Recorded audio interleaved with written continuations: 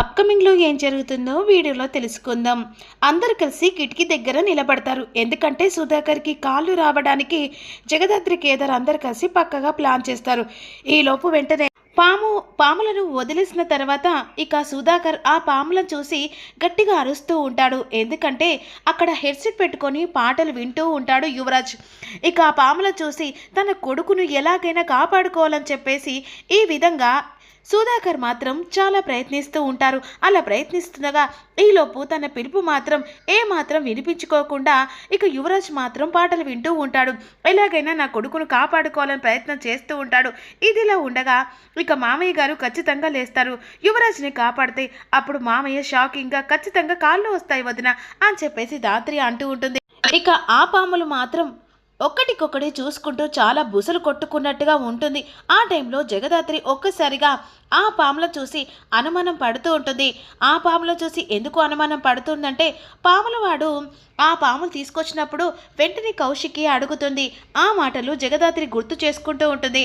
ఖచ్చితంగా విషం తీసిన అంటే కూరలు తీసిన పామే కదా అని అంటుండగా ఆ పాములవాడు కాస్త కంగారు పడుకుంటూ పాములు వీళ్ళకు అప్పచెప్పి వెళ్ళిపోతాడు.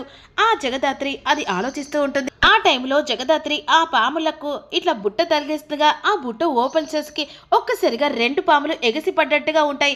జగదాత్రికి అనుమానం నిజంగానే బలంగా నాటకపోతుంది. అవి కూరలు తీసిన పాములు కావు అని చెప్పేసి గట్టిగా అరిచేసరికి ఒకరి ముఖాలు ఒకరు చూసుకుంటూ యువరాజ్ని కాపాడుకోవాలి, ఆ పాముల వల్ల యువరాజు ప్రాణాలు పోతాయని చెప్పేసి అందరు కలిసి లోపలికి పరుగులు తీస్తారు. అలా ఎందుకంటున్నావు జగదాత్రి? అవి ఆల్రెడీ విషం తీశారని చెప్పేసి ఆ పాముల వాడు చెప్పాడు కదా. లేదు కేదార్, అవి విషం ఉన్న పాములే. అవి ఎంతలా ఎగిసిపడి బుసలు కొడుతుందో చూసావా అని ఈ విధంగా అంటుండగా అందరూ కలిసి లోపలికి పరుగులు తీసుకుంటూ వస్తారు కదా. ఈ లోపు వెంటనే ఇక కేదారు ఒక్కసారిగా యువరాజ్ అని చెప్పేసి గట్టిగా పిలుస్తూ ఉంటాడు. ఏమైందని చెప్పేసి చెవులో ఉన్న హెడ్సెట్ తీస్తారు.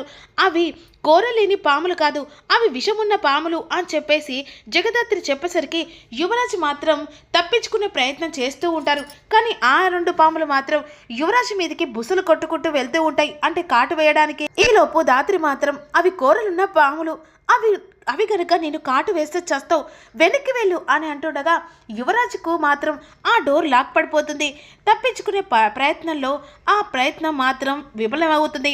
ఇక్కడ 2 పాములు మాత్రం యువరాజ్ మీదకి అటాక్ చేస్తూ ఉంటాయి. ఇక యువరాజ్ తప్పించుకునే ప్రయత్నం లేకుండా ఇక్కడ మాత్రం ఇక జగదాత్రి కేదార్ కంగారు పడుతుండగా ఎలాగైనా ఆ పాముల నుంచి తన తమ్ముడిని కాపాడుకోవాలని చెప్పేసి ఈ విధంగా కేదార్ వెంటనే ఆ పాముల 2 చేతులను పాములు పట్టుకొని విసిరేస్తాడు. ఈ లోపు మాత్రం అందరూ ఒక్కసారిగా ఊపిరి పీల్చుకుంటారు. ఇక ఇదిలా ఉండగా ఆదిలక్ష్మి వేసిన ప్లాన్ బెడిసి కొట్టిందని చెప్పేసి ఇక చాలా మూడుగా లోపలికి వెళ్ళిపోతుంది. అసలు కోరలేని పాములని నీకెలా తెలిసే అని చెప్పేసి అంటుండగా ఈలోపు ఆదిలక్ష్మికి ఛాన్స్ దొరికిందని ఇంకేముందమ్మా ఇంతగా పిచ్చిదానిలాగా ఆలోచిస్తున్నారే అని అంటుండగా ఏం మాట్లాడుతున్నావు? ఏం మాట్లాడడానికి ఏముంది?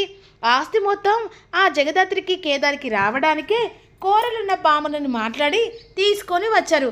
ఇప్పుడు ఏకైక వారసుడు యువరాజే కదా. యువరాజ్ చేతికి ఆస్తి రాకుండా యువరాజుని చంపేస్తే అప్పుడు ఈ కేదార్ కడా ఆస్తికి వారసుడయ్యేది. అందుకే జగదాత్రి తెలివితోని ఆ కూరలున్న పాములు దేదని చెప్పేసింది. కానీ విషం పాములను పట్టుకొచ్చి యువరాజుని చంపడానికే పక్కగా ప్లాన్ చేసింది అని చెప్పేసి ఆదిలక్ష్మి మాటలకు నిషి కోపంతో జగదాత్రి చెంప పగలకొడుతుంది. అందరూ షాకింగ్గా చూస్తూ ఉంటారు. ఏం మాట్లాడుతున్నావు అత్తయ్య? అసలు కేదార్ ఎందుకు అలా చేస్తాడు అని ఈ విధంగా కౌశికి అంటూ ఉండగా నిజాన్ని ఒప్పుకోవడానికి వాళ్ళు కాస్త వెనుక ముందు ఆడుతున్నట్టు నిజాన్ని వాడితోనే చెప్పిస్తే సరిపోతుంది కదా ఆ పాముల వాడితో. అప్పుడు వాడు నిజం చెప్తాడు కదా. ఇంకొకసారి ఇక నా భర్త గురించి మీరు తప్పుగా మాట్లాడితే మర్యాదగా ఉండదు పిన్ని. నా భర్త అలాంటి వాడు ఆస్తి కోసమని తమ్ముణ్ణి చంపుకునే నీచం గారు. సరే జగదాత్రి, నువ్వు ఇదంతా అంటున్నావు కదా, ఆ పాములని పిలిపించి అప్పుడు నిజాన్ని బయటపెట్టు, వాడు నిజం బయట పెడతాడు. ఇక ఈలోపు మాత్రం పాముల వాడిని పిలిపిస్తారు. పాముల వాడు వచ్చిన తర్వాత ఈలోపు ఆదిలక్ష్మిని చూస్తూ ఉంటాడు. ఆదిలక్ష్మిని చూసరికి వెంటనే ఇక నువ్వు నిజం చెప్పు, ఆ పాములు తీసుకొచ్చినప్పుడు ఆ పాములకు విషం లేదు, ఇక కూరలు తీసని చెప్పేసి అన్నావు కదా అని అంటుండగా అంటే అమ్మా అదేంటమ్మా అలా మాట్లాడుతున్నావు అని చెప్పేసి దాత్రిని అంటాడు. నేనేం మాట్లాడుతున్నాను? అడిగిన దానికి నువ్వు సమాధానం చెప్పు. లేదమ్మా, నువ్వు చెప్పిందే కదమ్మా, కూరలున్న పాములే కావాలే. ఆస్తి నా చేతికి రావాలంటే ఇక యువరాజుని చంపమన్నట్టుగా మీరు ప్లాన్ చేసుకొని అక్కడ మాట్లాడుకుంది నా చెవిలో పడ్డదమ్మా. మీరేమన్నారు? కూరలేని పాములు అని చెప్పేసి అందరికీ చెప్పు, కూరలున్న పాములు ఇవ్వమని మీరే అన్నారు కదమ్మా, మీరు జగదాత్రి కేదార్ కదా అని ఆ పాములవాడు చెప్పేసరికి వెంటనే ఒక్కసారిగా ఇంట్లో వాళ్ళు షాక్ అయిపోతారు. వదిన, వీడు కావాలని అబద్ధం ఆడుతున్నాడు వదిన, మేమెందుకు అలా చేస్తావు? అవునక్క, యువరాజ్ని చంపుకున్నంత మూర్ఖుని కాదు, ఆపండి అని చెప్పేసి గట్టిగా అరుస్తాడు సుధాకర్. అసలు ఇంట్లో ఏం జరుగుతుందో ఎవరికైనా అర్థమవుతుందా? అసలు ఆ పాములు ఇంట్లోకి రావడం ఏంటి, ఆ పాముల వల్ల యువరాజు ప్రాణం పోవడం ఏంటి అని ఈ విధంగా అనేసరికి అసలు జరిగిందంటే ఏం జరిగిందంట బాబాయ్ అని చెప్పేసి ఈ విధంగా వెంటనే కౌశికి జరిగిన విషయం చెప్తుంది. ఎలాగైనా నీ కాలు రావడానికి ఈ పాముల ప్లాను ఇక వెంటనే కేదారును జగదాత్రి వేశారు. ఇక ఆ ప్లాన్ ప్రకారమే ఎలాగైనా నీకు కాళ్ళు వచ్చే ప్రయత్నం చేశాం, కానీ ఇప్పుడు ఇలా జరిగిపోయింది అని అంటుండగా, అమ్మో అమ్మో, నా కొడుకుని చంపి ఆస్తి మొత్తం నీ చేతికి రావడానికి ఏకంగా లేని కూరల పామును తెప్పించానని అందరినీ నమ్మించావా? లేదు పిన్ని, మీరు పొరపాటు పడుతున్నాను, యువరాజుని చంపించడానికి నేను అలాంటి పని చేయలేదు అని ఈ విధంగా అనేసరికి ఇక ఈ టాపిక్ ఇక్కడి నుంచి ఆపేయండి.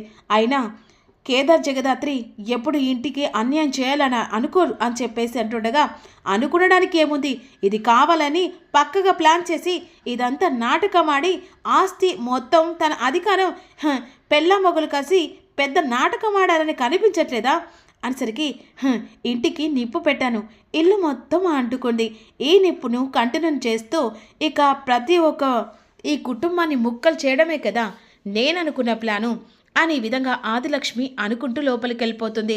ఈలోపు అందరూ ఇక ఎవరి రూమ్లోకి వెళ్ళి చాలా బాధపడుతూ ఉంటుంది దాత్రి. అసలు అది ఎలా జరిగింది? ఆ కూర లేని పాము అసలు తీసుకొచ్చినప్పుడు కూర లేదని చెప్పేసి వాడు ఎందుకన్నాడు? నిజాన్ని బయట పెట్టాలంటే జగదాత్రి కేదార్లాగా కాదు, అసలు నిజాన్ని బయట పెట్టడానికి కేడీ జేడిలాగా పాములు పట్టుకుంటే వాడు నిజం చెప్తాడు అని చెప్పేసి ఈలోపు జేడీ కేడిలాగా వెళ్ళి పాముల వాడి దగ్గరికి వెళ్తారు. నీ మీద కంప్లైంట్ వచ్చింది, పాములు పట్టేవాడివి నువ్వేనా? అవును మేడం, నేను ఎవరిని చంపలేదు, ఏ తప్పు చేయలేదు, జగదాత్రి కేదార్ మీద కావాలని చెప్పేసి నువ్వు అన్యాయంగా ఇక వాళ్ళను ఇరికించడానికే పక్కా ప్లాన్ చేశావని ఇక జగదాత్రి నీ మీద పోలీస్ కంప్లైంట్ ఇచ్చింది. నీ బొక్కలు విరగొట్టి నిజాన్ని బయట పెడతాను. లేదు మేడం, ఇది నేను చెప్పలే, నేను ఏ తప్పు చేయలేదు. అంటే నువ్వు ఎవరో చెప్తే చేసావు కదా అంటే మేడం చెప్తావా, చెయ్యి విరిచేయన్నా అని చెప్పేసి ఇక కేడీ అంటాడు. లేదు సార్, నిజం చెప్తాను, ఇదే పాపం వాళ్ళు కూడా ఏ తప్పు చేయలేదు, ఆ ఇంట్లో ఉన్న ఇక ఒక ముసలావిడొచ్చి నాకు గాజులను డబ్బిచ్చి ఈ నిజాన్ని మొత్తం ఆ జగదాత్రి కేదార్ మీద నింద వేయమని వాళ్ళు చెప్పారు మేడం అని చెప్పేసి అనేసరికి, ఈ విషయం వాళ్ళ ముంగట చెప్తావు కదా, ఖచ్చితంగా చెప్తాను మేడం అని కేడీ జేడి ఇద్దరు కలిసి ఆ పాముల వాణ్ణి తీసుకొని ఇంటికి వస్తారు.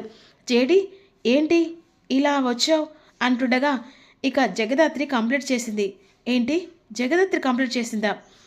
ఆ పాముల వాడిని పట్టుకొచ్చాము, ఒక్కసారి వాడేం చెప్తారో వినండి అని పాముల వాడిని పిలిపిస్తుంది. ఇక జగదాత్రి మీద లేనిపోని నిందలు పెట్టారు కదా, దాని మీద నిజాన్ని బయట పెట్టడానికి ఇక పాములవాడొచ్చి ఆదిలక్ష్మిని చూసి, జగదాత్రి కేదార్ వాళ్ళు ఏ తప్పు చేయలేదు, అదిగో అక్కడ నిల్చున్నావిడే ఇదంతా నాతో చేయించిందనేసరికి అందరూ షాకింగ్గా చూస్తూ ఉంటారు. మరి కౌశిక్ ఏ నిర్ణయం తీసుకుందో తెలుసుకుందాం.